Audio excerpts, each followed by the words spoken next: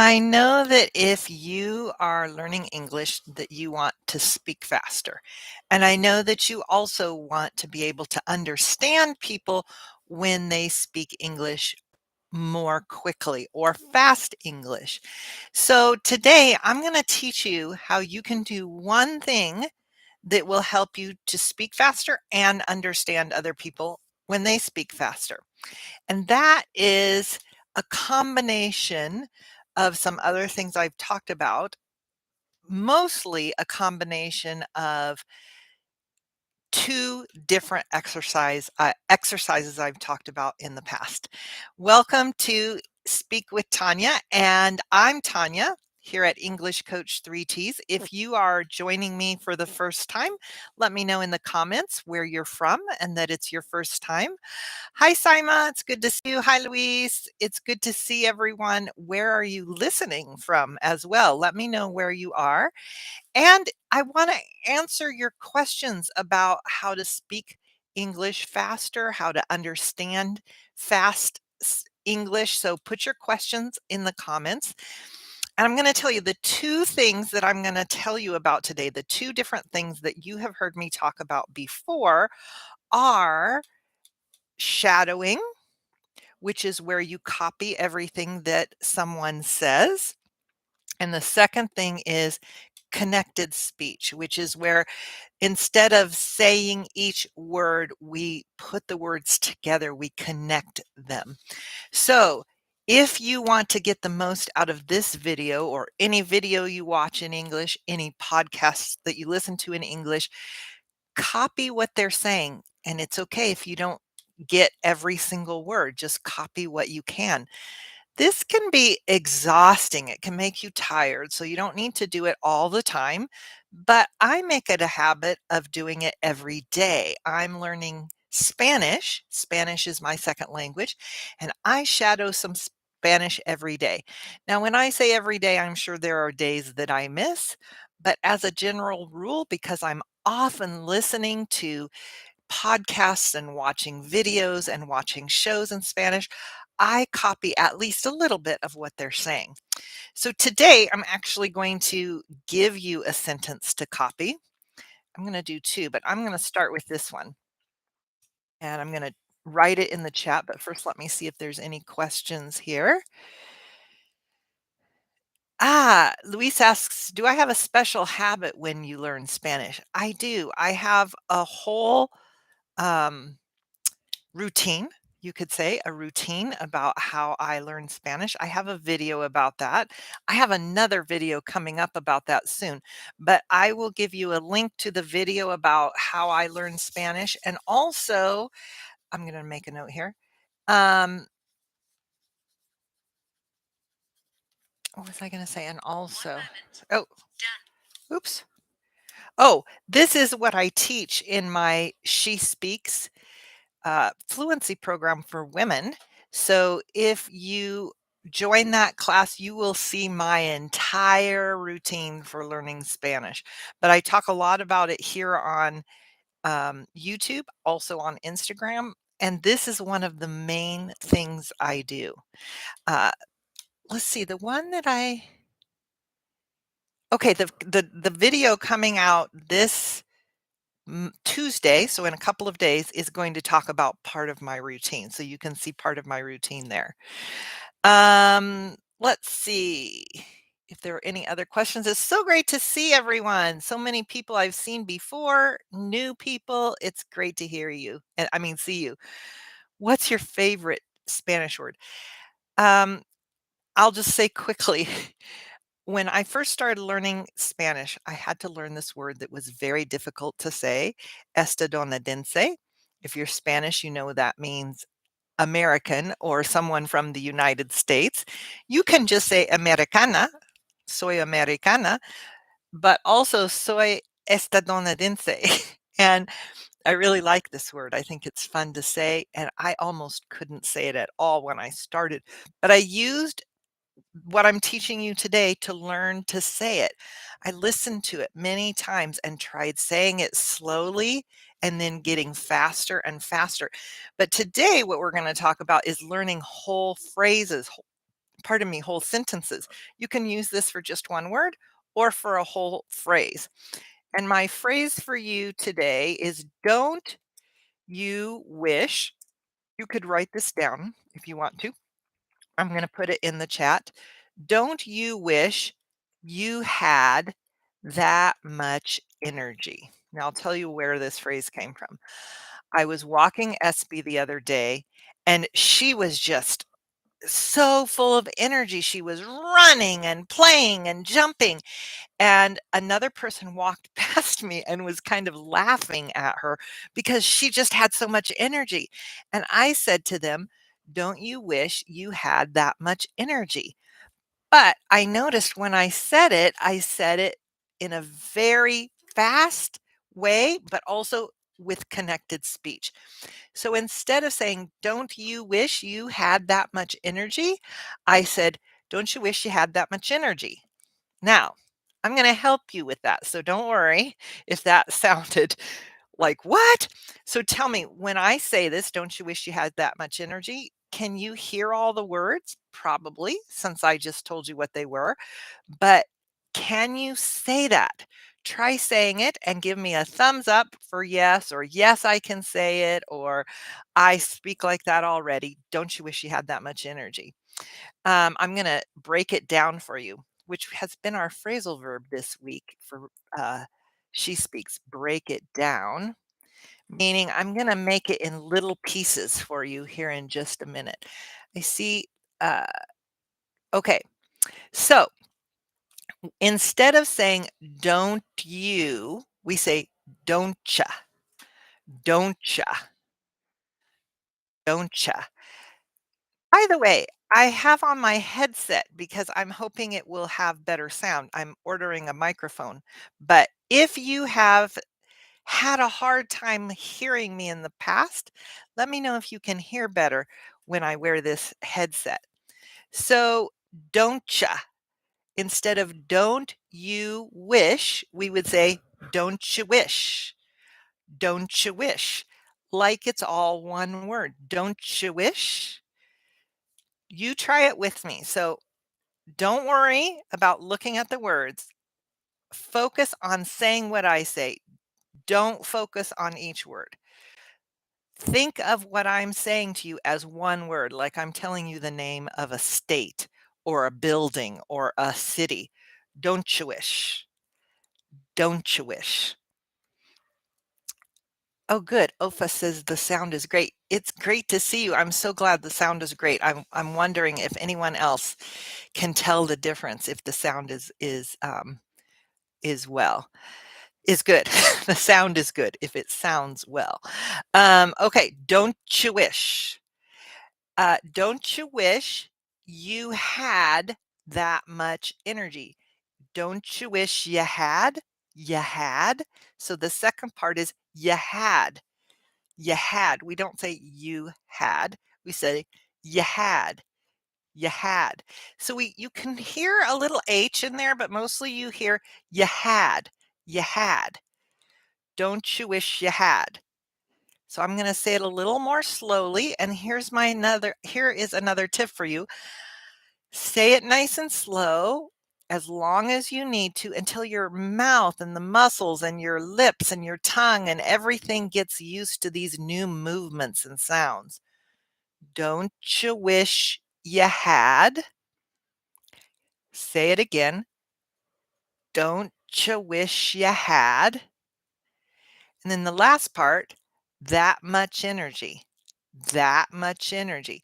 Now you can hear the T at the end of the that, but you don't hear that. You hear that. It's more of a glottal stop. That much, that much. Yeah, you don't really hear the T. I apologize for that mistake. That much. Well, it depends on how you say it, but you can say it that much where you're basically dropping the T. That much energy. Much energy. But notice that when you put those together, it's not that much energy, it's that much energy. Chinergy. Now, chinergy is not a word, but when we say this sentence all together, We put it all together like this so that it is faster for us to say it. But you are going to practice it slowly and then get faster and faster. So don't you wish you had that much energy? That much energy. And what I recommend is that you go to the video when you get to the recording and listen to me say it slowly. You say it slowly. Pause the video, say it again and again. Don't you wish you had that much energy? Don't you wish you had that much energy? And then get a little faster and a little faster and a little faster until you can say it the way I said it in the beginning. Don't you wish you had that much energy? Now, while you're practicing that, keep practicing. Um, the reason this is going to help you to speak faster is obvious, but the reason it's going to help you to understand what other people say is that you're going to start speaking in the same way that people speak when they speak more quickly. And so now you'll be like, "Oh," and you'll start picking up more because we almost never say, "Don't you?" We often say, "Don't ya?" So in another sentence, "Don't you wanna come with us?" "Don't you want to come with us?" "Don't you wanna come with us?" Now when you hear that "don't ya," you're gonna be like, "Oh, that's don't you." And you will hear people say, "Don't you?" But often you'll hear people say, "Don't you want?" "Don't you want?" or "Don't you wanna?" All right, let's see if there are any questions here in the comments. I see that Aldana has put the "don't ya" in there. Awesome. How's it going for everybody? Do you have a question? Or let me know, "This makes sense. I'm confused. I have no idea what you're talking about. Please tell us again." What are your questions? I'm going to let you think about your questions and write them in the comments. I see a heart, so at least one person, I think, is getting help with this. My next sentence is another one I heard myself say recently. It's what many teacher I think it's hard I think you are I'm missing. Okay, it's what many teachers don't teach, Tanya. Don't teach. Yes, you're right. A lot of teachers don't teach this. Um, Part and a lot of them do actually, but partly it's because if you had beginning teachers, they won't start teaching you this until you get into a little bit of more of an intermediate to advanced level of English. And I teach mostly intermediate to advanced students. I do have a few beginners. Most of my students are intermediate to advanced because my She Speaks Fluency program is for intermediate to advanced English learners who are women who want to be fluent.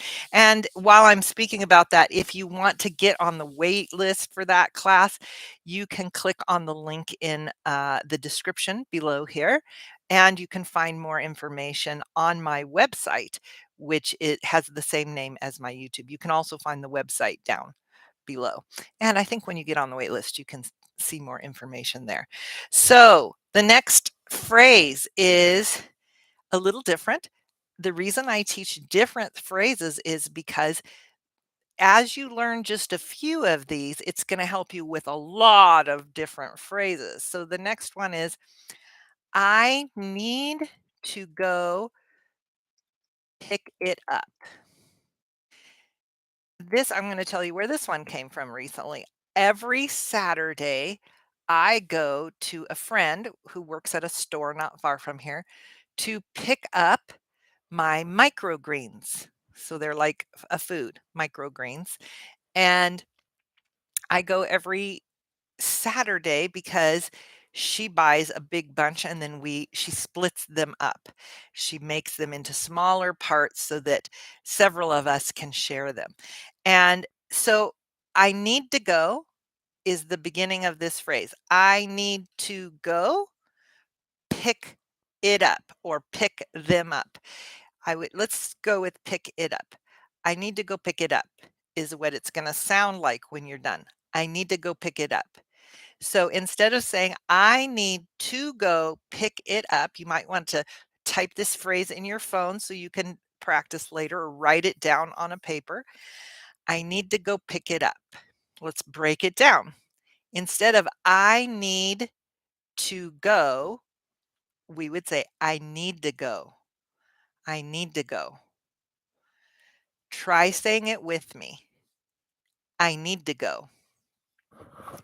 In this way, you're putting these words together, you're connecting them. And then instead of saying pick it up, we say pick it up, pick it up, pick it up. Practice saying these two parts to this sentence slowly and in two separate parts. One of the things I see students do is they want to get as much English as fast as they can. So they try to do too much at a time. Break it down, go a little slower so that you can go faster. I know it doesn't seem like that's the way it should be, but this usually works for most people. Go a little slower. I need to go. I need to go. Practice just this part for just a little bit. Practice just this part. And then when you've got that part, say, pick it up, pick it up. And you'll notice it's pick it up, like the T goes with up. Pick it up, pick it up, pick it up. All right. And then put it together slowly. I need to go pick it up. I need to go pick it up. Welcome, Elvira. We are talking about how to speak English more quickly, how to speak it faster. And we're using the phrase, I need to go pick it up. I see Hamid, thank you, has written it in the chat. And I'm telling you how we would say it more naturally. I need to go pick it up.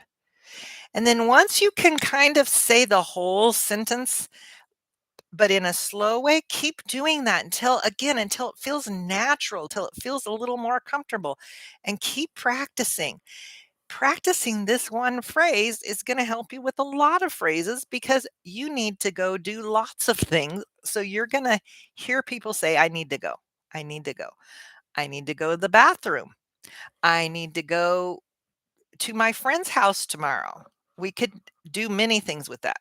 Now, here's an interesting thing that a lot of native speakers will say is instead of saying I need to go, they'll say I have to go.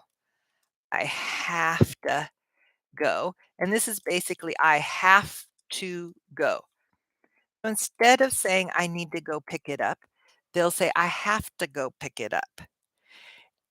Once you start practicing this, you're going to start hearing it everywhere. So you don't have to have only these phrases. You can start listening to podcasts and videos and practice saying what they say. Now, if you do want more of these phrases to practice, I have a whole bunch of videos on Instagram. You can go over to Instagram and put in hashtag. You have to have the hashtag speak with Tanya. I'll put it here. It's on Instagram. So you want to go over to Instagram to use that. And I know there's more than 40 videos. There might be more than 50 videos with different phrases like this that you can practice. And as you practice different phrases, it's going to help you with all of your English. You can study all the reasons why and how we do it and all that. If you like to study that, there are teachers who teach that. But most of us just want to speak. And so just keep practicing. You don't have to know why, you don't have to know all the rules. But if you like to know the rules, you certainly can. I see Talal Ethan has a question. I have to and gotcha go to bed is that my little thing is blocking my comments here for some reason. Let's see here if I can get that where I can see it. Okay, I have to and gotcha go to bed is this right sentence? If you want to say I need to go to bed or I have to go to bed, you would say, I have to go. I have to go to bed. So if you have another phrase or sentence you'd like me to say, like Talal Ethan put in here, write it in the comments with a question mark after it, and I will say it for you so you can practice it. I have just a few more minutes. Talal says they asked some questions above, but here's your phrase. I have to go to bed would be I have to go to bed. I have to go to bed. I have to go to bed. Let's see, other questions. Rose says, hello, Tanya. Is don'tcha as well used in England or only in the USA? I don't live in England. I think they probably say don'tcha. Yeah, I think they probably do. But I don't know for sure. You might want to ask a British English teacher. Welcome, Elvira. It's so good to see you. Contractions. Contractions, Lewis, are a little different. This is connected speech mostly. Yeah, there are some contractions here, but contractions are when we actually, words like don't, can't, isn't, are common words that we drop a letter or a sound and we actually spell them that way. We include contractions with our connected speech. There are lots of different things going on here. I think the easiest way to remember it is just that we are connecting words. Talal said they have other questions. I don't see any other questions up here. But what's your favorite? Oh, I already answered that one. Okay, so I'm going to check and see if there are any more questions down here. I want to ask you, what does it mean a dime a dozen? This is a great question, Luis. It means that something is very inexpensive, easy to get, easy to do, easy to acquire. So, for instance, I'm going to try to think of an example. So, finding someone who, let's see, what would be very easy? Um, if there are too many people who want to do something, then we could say those people are a dime a dozen. In other words, there's too many of them. It's very easy to find them. Do you have an example of where you saw this? Because I'm trying to think of an example. Um, if everything I can think of is not a good example. If okay, you can find hundreds and hundreds of people on the internet who will talk to you in a conversation exchange, but it's more difficult to find people who are a good fit for you. So we could say conversation exchanges are a dime a dozen. It's easy to find them, but finding someone that works for you is more difficult. Does that help with that, Luis? Is it something common? It is. The question is it something common? It is common, especially, well, I will say this, it's going out of style. It isn't as common as it used to be when I was younger. So yes, you will still see it in a lot of television shows, books, things like that. But younger people are not using this phrase as much. But that's a good question. It's hard to say what's common when still lots, millions of people use the phrase yes, but not as often as they used to. I hope that's helpful. Okay, I don't see any other phrases that anyone has asked for. So I am going to let you go and remind you to be sure and watch the recorded version of this. And I posted another video with a news story just this last Tuesday. Hopefully you'll go and check that one out. And I will look forward to seeing you next Saturday for our next live at the same time. And have a great week. Bye bye.